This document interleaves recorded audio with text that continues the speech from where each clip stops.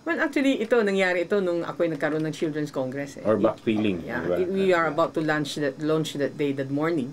Ako'y tinawagan ho ni Colonel Karamat na, Vice Mayor, ano yung tinatambak nyo dito? Sabi ko, ay wala ho kami tinatambak. Sabi ko, ano ba yun? Kasi actually hindi ko alam eh.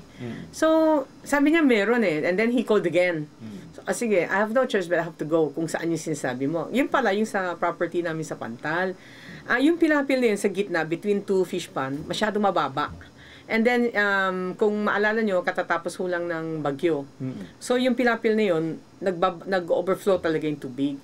Eh, sabi nung caretaker, kasi this is my first time, actually, I would like to manage the fish pond. Kasi because of yung project ng Sangguniang Panlunsod to save the bangus industry. Okay. Sabi ko nga, kung ako mismo, hindi ko naintindihan, we don't speak the same language. So, hindi ko sila maintindihan. So, I have to learn. So, I have to learn. Nag-request ako ng caretaker. Sabi sa akin, Vice, parang mahirapan naman ako. Bubuhatin ko yung mga 100 bags na feeds. And then, dadaan ako sa pilapil na maliit. Ang bigat nun, sabi niya. Sabi ko, sige, di anong plano? Sabi niya, suggestion ko, palakihin. Di sinabi ko sa pamilya ko na palakihin natin. Nung pinalaki, lalagyan namin ng mga bato. Siguro mga 3 meters and a half, ganon.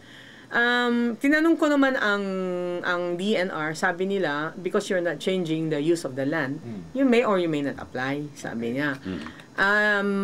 Nung tinanong kong HLURB, sabi nila, kasi sabi nga ni administrator na kailangan daw ng permit from the zoning.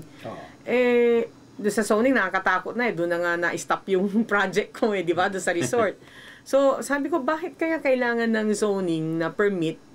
Tumawag ako sa HLURB.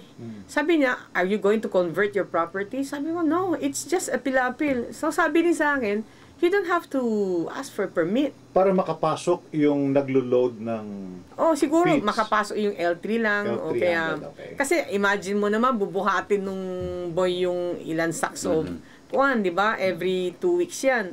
So ako, reasonable naman yung request sa amin. Kaya lang, nung dumating si Butch, hinahanapan ako ng permit, sabi ko, asan yung in writing na kailangan ng permit? Ayaw naman nila magbigay ng permit. Ayaw nila magbigay in writing.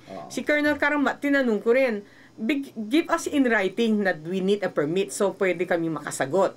Wala daw. Ang ginagawa ni Mayor, tinetext lang, tinatawagan lang siya. Paano naman kami? So, sabi ko, if I will follow their order to apply for a permit, paano naman yung mga ibang fish pond owners? This will become a precedent. Wala naman sa ordinansa ng siyudad ng Dagupan na paggagawa ka ng pilapil, ay magpa-permit ka. I asked with the city engineer, sabi niya, wala naman structure, so pilapil lang, okay lang naman. Kaya wala akong hiningi na permit. So, itinuloy ninyo? Sa ngayon po, hindi pa namin tinuloy. Alam mo naman, disappointed ang aking family dahil sabi niya, yung resort, siguro, bigyan na natin, pero yung pilapil parang abuso na masyado. Correct. Very selective. Nikiti na mo yung tinambak nila dito sa harap ng River Cruise, tinambakan nila yan. And the government doesn't own the property. And then we are asking them, how many times, sinong may-ari? Ayaw nilang sabihin. Minsan, nung kami ay nagkaroon ng special session na kailangan ipasa yung state of calamity, andun si Administrator Bladmata na in fact, he's also the city planning officer. Tinanong ni Councilor Carlos Reyna sa kanya, sino ba talaga ang may-ari? Halos ayaw pang sumagot. This one? Yeah. Sino ba may-ari niyan? Well, according to the mayor, sinagot niya sa radyo na private property. Yung banda dito, yung sa kabila daw is government-owned. Pero yung government-owned, sabi niya, ipapabidding pa lang. Because of, he used a term of value engineering that we cannot understand. It's parang jargonized yata eh. So, Di ba dalawa yan, ma'am? Meron pa isa rito. oo nga, dalawa yun. Doon sa may government-owned, sabi niya ipapabidding niya. Pero tapos na eh. Saan ba ka nakakita sa gobyerno na walang budget, walang bidding, pinatayo, and then ipapabidding? Saan manggagaling yung budget?